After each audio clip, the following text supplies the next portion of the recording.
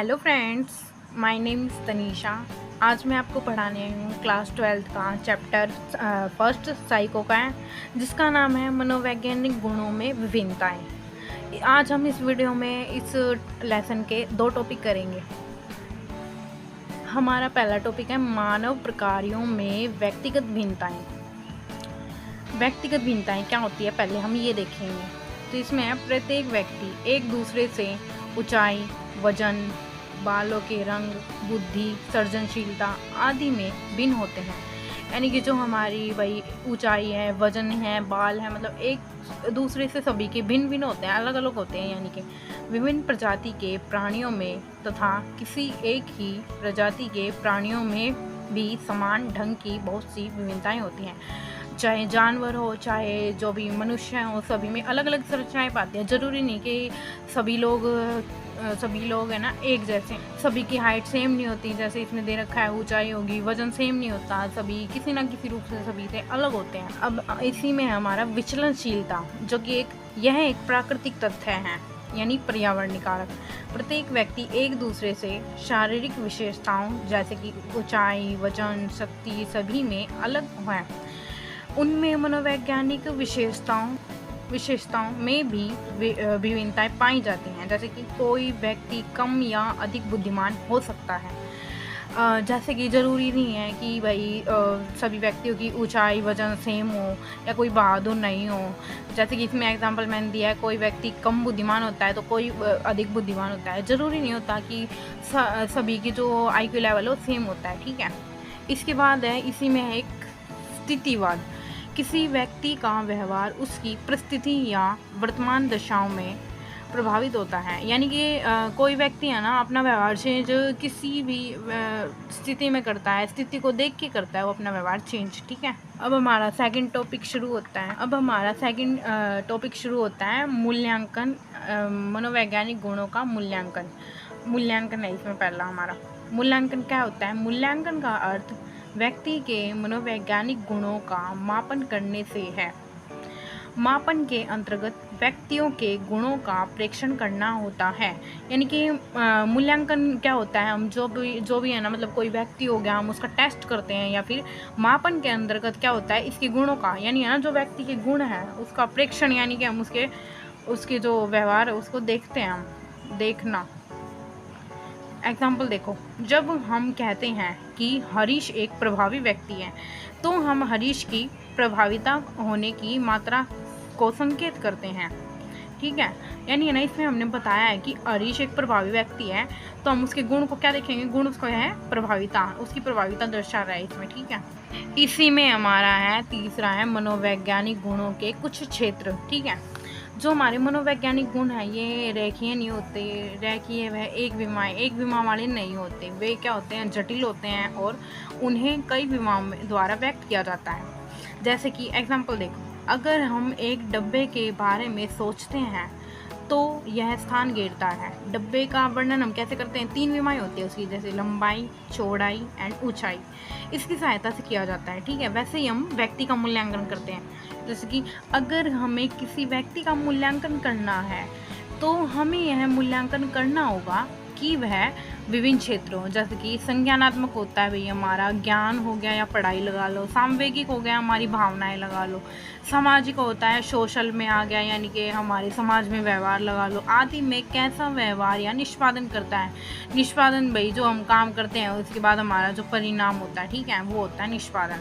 तो इसमें क्या होता है, हम जैसे कि है ना हमें डब्बे ऊपर बताया मैंने, डब्बे का निकालना हो तो डब्बे में हम क्या देखते हैं? उसकी लंबाई, चौड़ाई, ऊंचाई। वैसे ही व्यक्ति का करना हो तो हम क्या देखते हैं? उसमें ज्ञान कितना है, उसकी भावनाएं कैसी हैं, उसका व्यवहार कैसा है, उसका जो समाज में व्यवहार हो गया लोगों के साथ वो कैसा है। इसके आगे हम देखेंगे मनोवैज्ञानिक गुणों के 5 क्षेत्र। ठीक है। पहला हमारे क्या है? बुद्धि का आश्रय पर्यावरण को समझने, सहविवेक चिंतन करने तथा किसी चुनौती के समस्या का समाधान करने से है। ठीक है। तो भाई हमारी बुद्धि क्या होती है? हमें पर्यावरण को समझने में हमारी हेल्प करती है। सहविवेक चिंतन करना, या हमारी सोच होगी वो हो गया, या किसी समस्या का समाधान करना होगा, वो होती है हमारी बुद्धि। दूसरा हमारा है अभिक्षमता, एप्टीट्यूड। अभिक्षमता का अर्थ किसी व्यक्ति की कौशल को प्राप्त करने की संभावना से है। यानी भाषा, एग्जाम्पल देखो, भाषा में अभिक्षमता रखने वाला व्यक्ति एक अच्छा लेखक बन सकता है। जैसे कि हम कह सकते हैं कि कोई भी हम जो भी काम करते हैं उसमें है ना, हमें क्या जो भी हमारी क्षमता लगती है उसको हम अभिक्षमता कहते हैं। हमारे आगे है रुचि, ठीक है, थर्ड है रुचि। रुचि का अर्थ किसी व्यक्ति के द्वारा दूसरी क्रियाओं की अपेक्षा एक या अधिक विशिष्ट क्रियाओं से स्वयं को व्यस्त रखने से है। जैसे कि हम सभी कामों को छोड़ के हम एक काम में किसी में लगे रहते हैं जो हमें पसंद है, जिसमें हमारी रुचि होती है, वो होती है अभिरुचि, ठीक है। अगला है हमारा व्यक्तित्व। व्यक्तित्व का अर्थ व्यक्ति की अपेक्षाकृत स्थायी प्रकार की उन विशेषताओं से है जो उसे अन्य लोगों से भिन्न बनाती है। हमारी ऐसी कौन से गुण हैं हमें जो अन्य लोगों से भिन्न बनाते हैं, उसको हमारे पर्सनैलिटी यानी कि व्यवहार, ये व्यक्तित्व कहते हैं। मूल्य, ये व्यक्ति के आदर्श व्यवहार संबंधित विश्वास होते हैं। व्यक्ति के मूल्य उसके जीवन में व्यवहार के लिए मानक निर्धारित करते हैं। वे होते हैं हमारे व्यवहार ऐसे होते हैं कि जो हमें अन्य लोगों से भिन्न बनाते हैं, और ये हमारे मतलब है ना, हमें ये डिसाइड करवाते हैं कि हमें कैसा व्यवहार करना है। हेलो फ्रेंड्स, इसके बाद हमारा आता है इसमें है मूल्यांकन की विधियाएं। पहला है इसमें मनोवैज्ञानिक परीक्षण। इसमें लोगों का परीक्षण करना व्यक्ति के मानसिक तथा व्यवहार संबंधित विशेषताओं को मापने का मानकीकृत यंत्र होता है ये। इसमें कई प्रकार के टेस्ट किए जाते हैं और इसमें हम किसी व्यक्ति के व्यवहार व व्यक्तित्व का पता लगा सकते हैं। मनोवैज्ञानिक परीक्षण यानी क्या होता है? लोगों का परीक्षण, ठीक है, शॉर्ट फॉर्म में। इसमें हम क्या करते हैं, इसे लोगों का व्यवहार और व्यक्तित्व यानी पर्सनालिटी देखते हैं उसकी, ठीक है। और इसमें कई प्रकार के टेस्ट किए जाते हैं, जैसे कि मानसिक और उसका व्यवहार संबंधित होता है ये, ठीक है। दूसरा इसमें आ गया हमारा साक्षात्कार। साक्षात्कार यानी कि इंटरव्यू। ये क्या होता है? दो या दो से अधिक व्यक्तियों तथा किसी विशेष उद्देश्य से आमने सामने की गई बातचीत को साक्षात्कार कहते हैं। साक्षात्कार एक मौखिक प्रश्नावली है जिसमें हम अपने विचारों को बोलकर ही बताते हैं। मौखिक यानी कि इसमें हम क्या करते हैं, बोलकर बताते हैं, ठीक है। मौखिक यानी बोलना, ठीक है। और ये किसके बीच होता है? दो या दो से अधिक लोगों के बीच आमने सामने बैठकर होता है ये, ठीक है। इसको हम साक्षात्कार कहते हैं, जैसे कि इंटरव्यू में होता है, वही है ये सेम। व्यक्तिगत अध्ययन, इसमें व्यक्ति के गुणों का अध्ययन किया जाता है। व्यक्ति के गुणों का अध्ययन, ठीक है। इसके लिए साक्षात्कार, परीक्षण, प्रेक्षण इत्यादि का प्रयोग किया जाता है। प्रेक्षण क्या होता है? देखना, किसी भी चीज़ को देख के जो हमें ज्ञान प्राप्त होता है। ये रहा फोर्थ पॉइंट, जैसे कि प्रेक्षण इसी में आ गया। किसी सजीव प्राणी जैसे कि मानव हो गया द्वारा अपनी ज्ञानेंद्रियों के द्वारा बाह्य जगत का ज्ञान प्राप्त करना, यानी कि कोई भी हमें वस्तु बाहर दिखती है और उसके प्रति हमारे जो दिमाग में सूचनाएं आती हैं उसको हम क्या कहते हैं? प्रेक्षण। इससे अगला हमारा टॉपिक है मतलब चाल ले रही। इसके बाद हमारा पांचवा है आत्म प्रतिवेदन। यह वह विधि है जिसमें व्यक्ति अपने बारे में सूचनाएं प्रदान करता है। जैसे कि हम अपनी बातें डायरी में लिखते हैं, यानी कि आत्म प्रतिवेदन। आत्म होता है खुद का, खुद के बारे में जानकारी या सूचनाएं देना। जैसे हमारे पूरे दिन की बात है ना, कई व्यक्ति होते हैं जो कि डायरी में लिखते हैं। आगे हम करते हैं थर्ड टॉपिक, जो कि हमारा है बुद्धि। जैसे कि मैंने पिछले टॉपिक में बताया था, बुद्धि क्या होती है? सीखना, समझना, जानना, वो होती है बुद्धि। व्यक्तियों की पारस्परिक भिन्नता को जानने में बुद्धि मुख्य है। पारस्परिक भिन्नता यानी कि आपस में व्यक्तियों के संबंध होंगे, वो होती है, ठीक है। सामान्य लोग बुद्धि के स्वरूप के बारे में जो समझते हैं, मनोवैज्ञानिक द्वारा उसको बिल्कुल अलग ढंग से समझा जाता है।